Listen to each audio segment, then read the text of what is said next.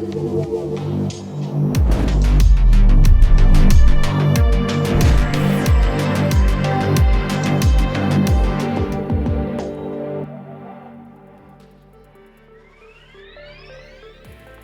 tal?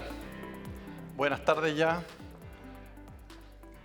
Muchas gracias por la invitación a todos los organizadores a este encuentro maravilloso, en la cual tuve la oportunidad hace muchos años ya, el año 2012, creo que es la segunda versión, hablar sobre temas de ciencia, tecnología, innovación y emprendimiento, que era una idea en ese momento en Chile. Y hoy día se ha ido plasmando, concretando y justamente ideas que abrieron camino, que es un poco la motivación de este espacio.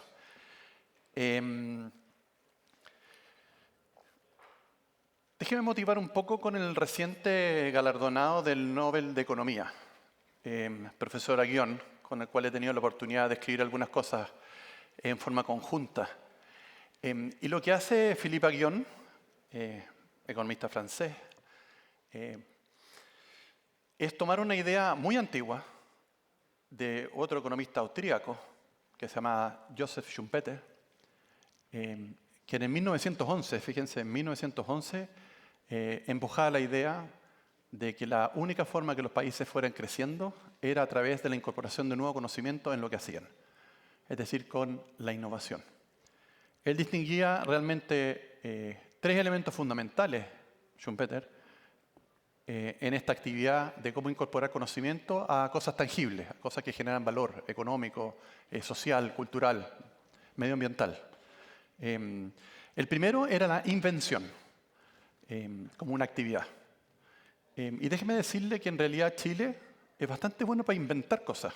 Son buenos inventores, maestros chasquillas, en el fondo. Tenemos esa capacidad de crear, no solamente en el ámbito más formal, académico, en las publicaciones, etcétera, sino también tenemos una buena capacidad para inventar soluciones para algunos problemas, que pensamos que son relevantes y útiles. Schumpeter también sugería una segunda actividad que se derivaba de la primera, que era la innovación, sobre la cual me voy a referir un poquito más, que se basaba en la invención, pero era más concreta, más práctica, más la provisión de cosas, muchas de ellas tangibles. Y un elemento fundamental es la difusión, que es el mecanismo por el cual este conocimiento que está tanto en las cabezas de las personas que innovan e inventan, como en los mismos artículos o artefactos o productos, se difunden a través de la sociedad. Y era la conjunción de las tres cosas lo que hacía que los países podían crecer. En general, como les decía, en el primer caso, la invención en Chile no estamos tan mal, pero en los segundos temas de innovación y los terceros de difusión no estamos muy bien. En realidad estamos bastante mal, corregido por ingreso per cápita. Estas ideas que propuso Schumpeter están plasmadas en un concepto muy interesante que se llama la destrucción creativa o creadora, que principalmente lo que hace, y es lo que Aguillón fue galardonado por el Nobel, que lo formalizó todo esto en un modelo matemático, ¿no es cierto?, y lo probó con varios países, justamente comprobando estas ideas tan antiguas de Schumpeter, es que de alguna manera esta idea de traer una nueva solución, una nueva innovación, lo que hacía era desplazar a los que tenían innovaciones más viejas, que podían haber sido buenas en su tiempo, y después se fueron cayendo porque lo que traía nuevo era mejor de lo que había.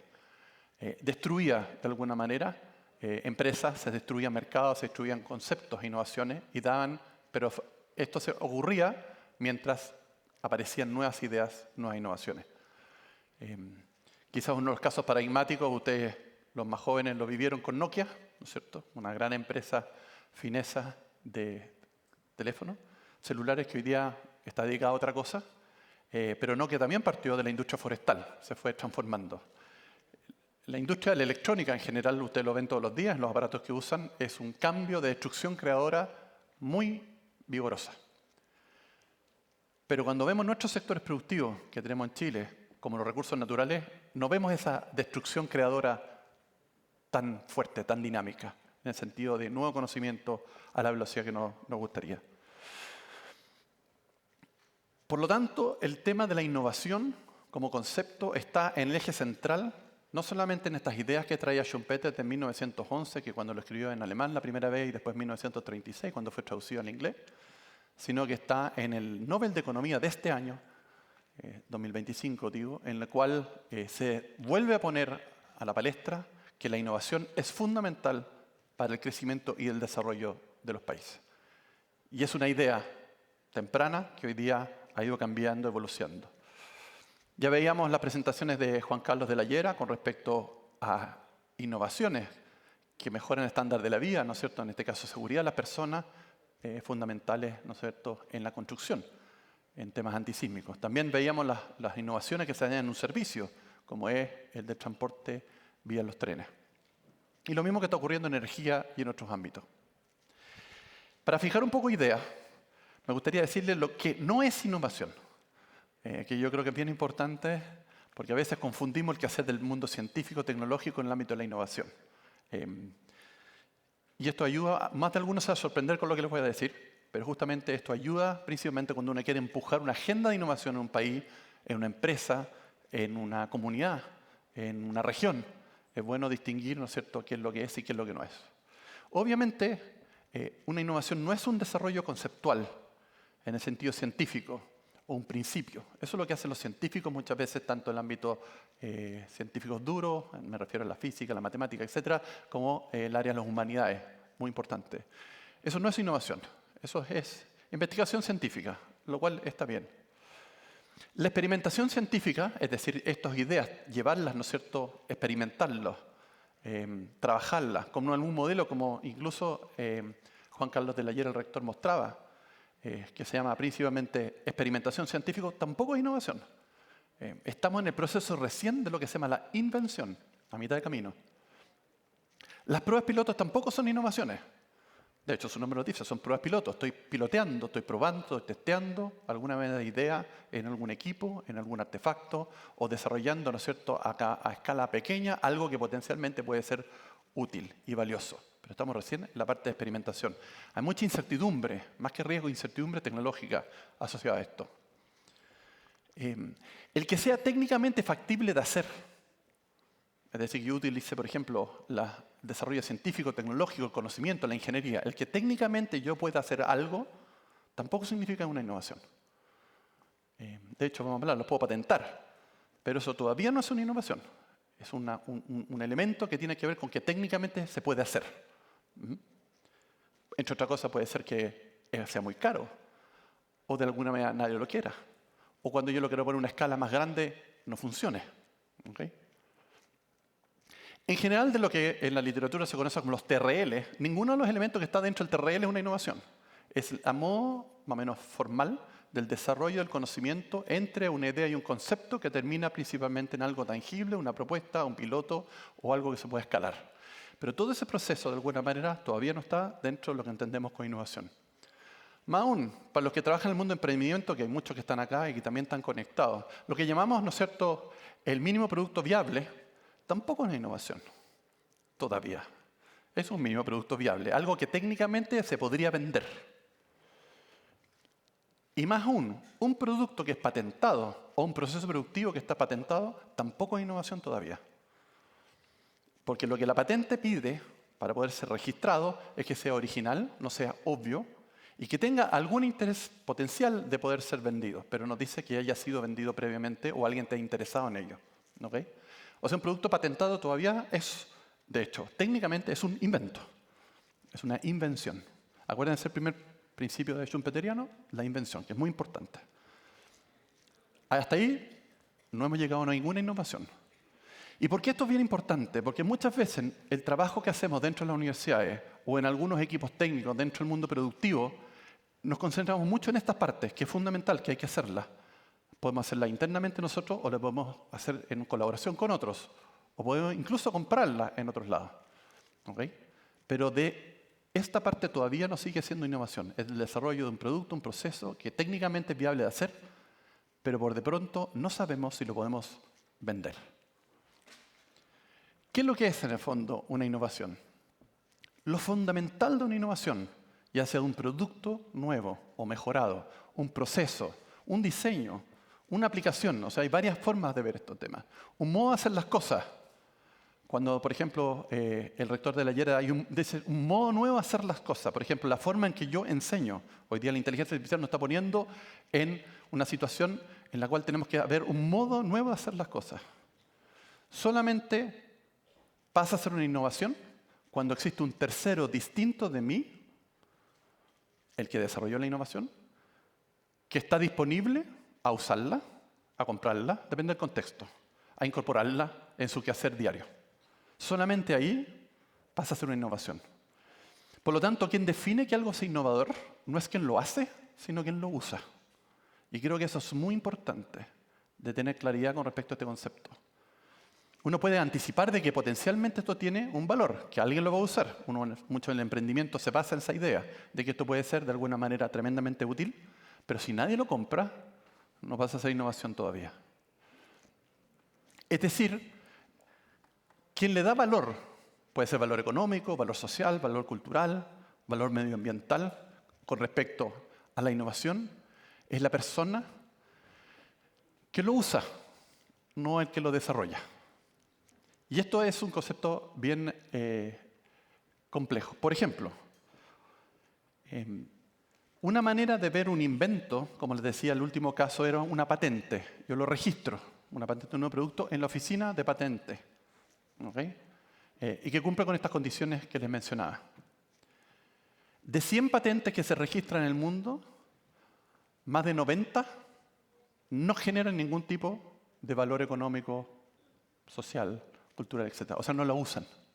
Más de 90. O sea, el 90% de las patentes que se registran en las oficinas del mundo no generan lo que se llama técnicamente royalty. O sea, no hay nadie disponible a utilizarla. O no genera en el corto plazo un interés por ello. Por eso, de alguna manera, el esfuerzo de desarrollar conocimiento para tener una propuesta que sea técnicamente viable y con la esperanza que pueda ser útil para alguien, de 10 solamente una termina en el fondo generando esa oportunidad. ¿Y por qué esto es importante? Y quiero insistir en esto, porque muchas veces, como personas, como países, como política pública, como empresas, nos hemos concentrado en la primera parte. Como que la última, como que el tema de la innovación fuera una cosa obvia. Y por supuesto que no es obvia, porque los números muestran que no tiene nada de obvio lograr que algo que sea un invento termine en una innovación. Esto se pone mucho más complicado cuando uno trabaja en los temas de recursos naturales. Porque como recién veíamos en el caso, por ejemplo, los temas sísmicos, o cuando vemos los temas de electrónica, en general, el proceso de creación de nuevo conocimiento y la transformación en términos de, ¿no es cierto?, de nuevos productos, nuevos procesos, ocurre dentro del mismo sector productivo. ¿Okay? Más aún, la característica que tienen los productos basados en recursos naturales, la mayoría de ellos, por ejemplo, el cobre es uno, el litio es otro, que es muy importante, como recién decía Andrés, es que tienen que cumplir una norma. Tiene que ser cobre blister. 99,9% cobre, 1% azufre máximo y se transa en la Bolsa Metalera de Londres. Por lo tanto, hay mucha innovación de producto, ¿okay?, para hacer cobre. Sí puedo hacer innovación de proceso, es decir, hacerlo lo más barato posible, lo más amistoso en el medio ambiente. Ese es otro tipo de innovaciones. Pero de alguna manera, una característica que tienen los recursos naturales es que son muy definidos por la norma que está asociada a esto. Cuando uno cumple también en ciertos otros recursos naturales, litio, el carbonato de litio equivalente, tiene que cumplir con ciertas normas. Por lo tanto, esto es bien importante. El modelo productivo determina la forma en que se hace el cambio tecnológico. Para un país como recurso natural como nosotros, que es muy importante. Me explico. En los sectores que son intensivos en biotecnología o en medicina, el cambio tecnológico ocurre en el sector.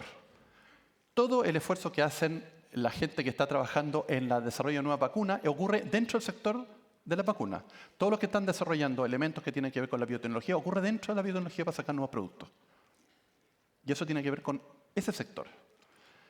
Todo el cambio tecnológico ocurre en los recursos como en el sector como en la minería. No ocurre en la minería, ocurre en los proveedores de la minería. Las mejores tecnologías que ocurren en la minería, llámese camiones, sistemas de molienda, sistemas de transporte, sistemas de flotación, etc., no son desarrollados por las empresas mineras. Lo hacen los proveedores de las empresas mineras. ¿Me siguen? Entonces, si tenemos un país recurso natural intensivo, que además tiene estas características, es muy importante ver dónde están ocurriendo las innovaciones. Y el sector productivo determina eso. En general, los sectores de recursos naturales intensivos son procesos continuos, como ahí bien dice, generados de commodity con grandes economías de escala.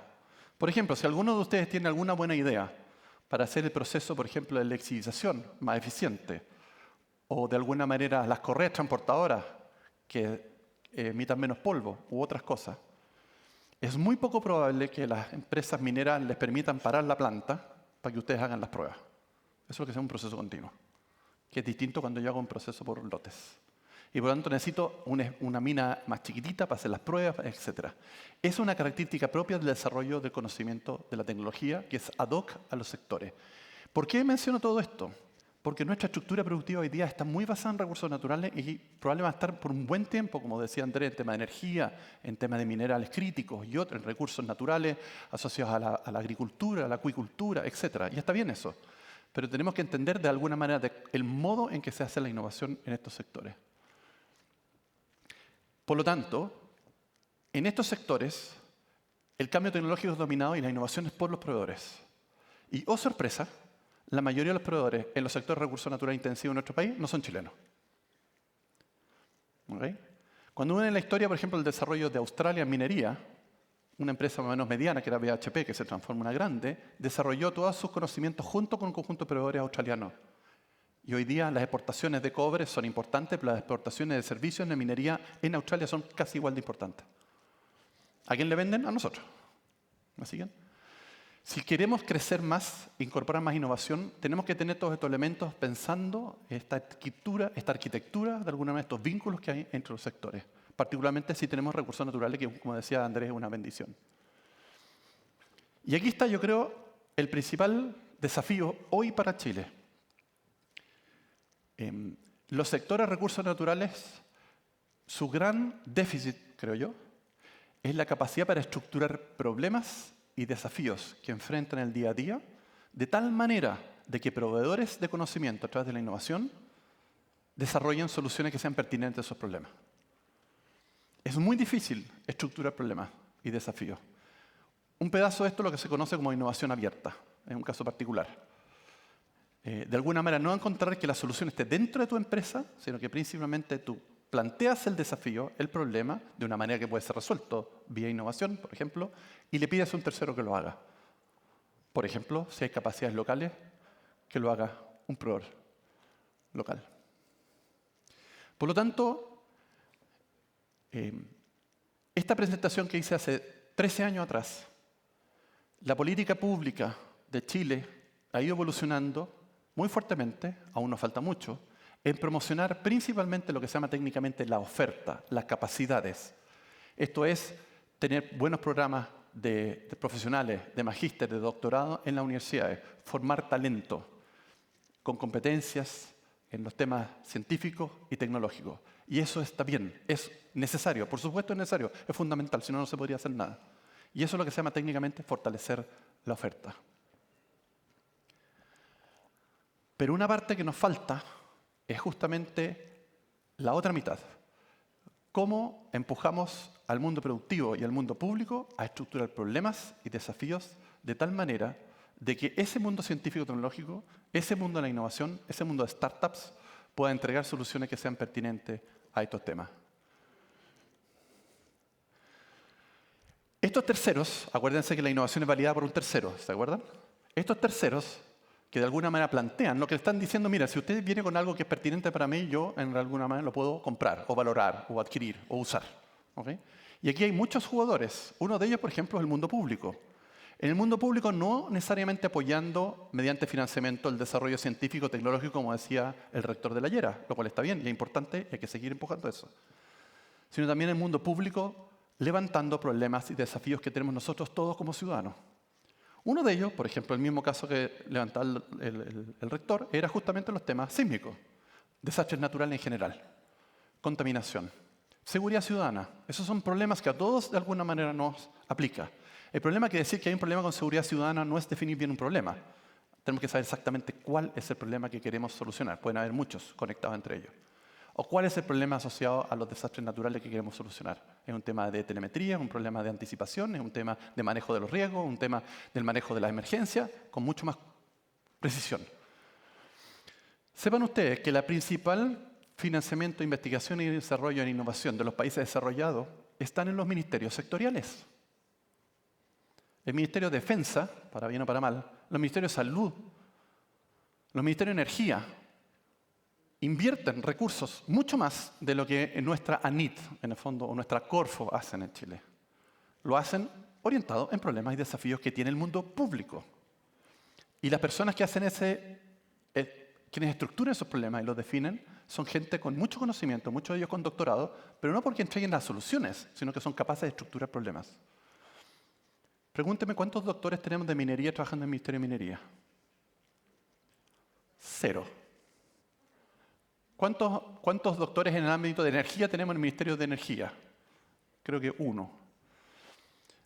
Entonces tenemos un gran desafío de incorporar talento dentro de los ministerios sectoriales para estructurar problemas que son de comuna necesidad y que el mundo científico y el mundo privado también y las startups puedan entregar soluciones a esos desafíos. Y esto es válido también para el mundo privado. La cantidad de doctores que tenemos en este momento trabajando en el mundo privado, en los temas relevantes nuestros, es muy baja. Hicimos un cálculo de cuántos doctores trabajan en minería, en el sector privado de minería en Chile, por tonelada de cobre, y los medimos con lo mismo en los otros grandes productores que son Australia y Canadá. Australia tiene 13 veces más doctores trabajando en temas mineros que Chile. 13. Pregúntenme ustedes dónde va a venir el cambio tecnológico en la industria minera. No me pueden decir que somos muy eficientes nosotros. Tenemos poca capacidad. Y esos doctores en la industria minera en Australia, en Canadá y otros, no es porque estén desarrollando soluciones para la industria minera, están estructurando problemas en la industria minera de tal manera que el mundo científico, el mundo tecnológico, el mundo del startup, algunos de ellos, muchos de ellos privados, pueden entregar soluciones. Eso es de alguna manera poder estructurar problemas. Y para eso necesitas articular. Ya lo decía el rector de la Llera, necesitamos espacios de articulación. A veces las universidades no son los mejores espacios de articulación. Los hubs tecnológicos, por ejemplo, que existen en Chile, son espacios de articulación entre las necesidades y los problemas que vienen de un lado y las ofertas que pueden venir, no solamente del mundo científico-tecnológico de las universidades, sino también del mundo de las startups de base científica y tecnológica.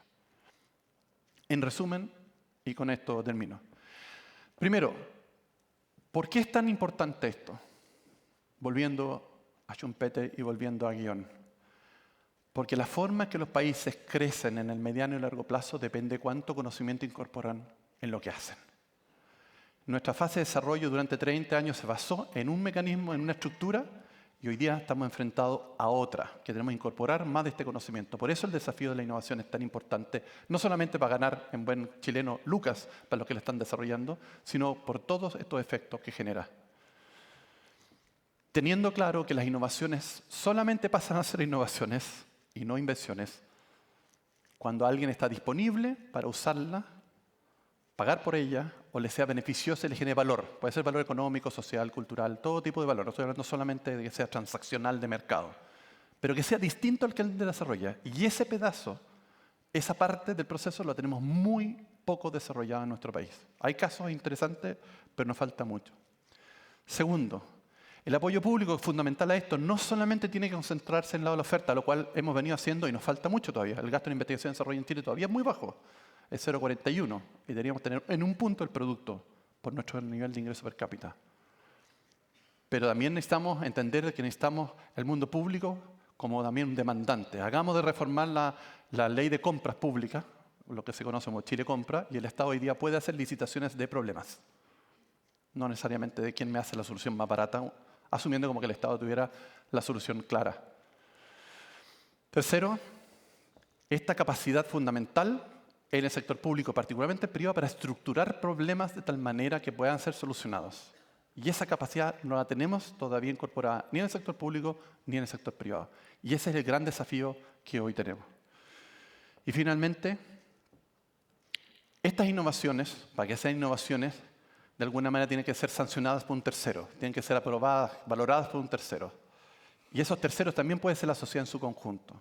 Entender que no solamente el desarrollo científico es fundamental, lo cual es fundamental, y en este espacio obviamente justamente lo que se realza es el desarrollo científico-tecnológico, pero que las soluciones que se aparejan o se utilizan ese conocimiento científico también le dé sentido a las personas cuando lo usan en su diario vivir. Porque lo que al final de la historia los países se desarrollan incorporando nuevo conocimiento es cuando la innovación, la ciencia y tecnología forma parte del ideario colectivo de nuestra sociedad. Y ese yo creo que es el gran desafío que tenemos y eso es lo que al final el Congreso Futuro es el que llama a que todos participemos en él. Muchísimas gracias.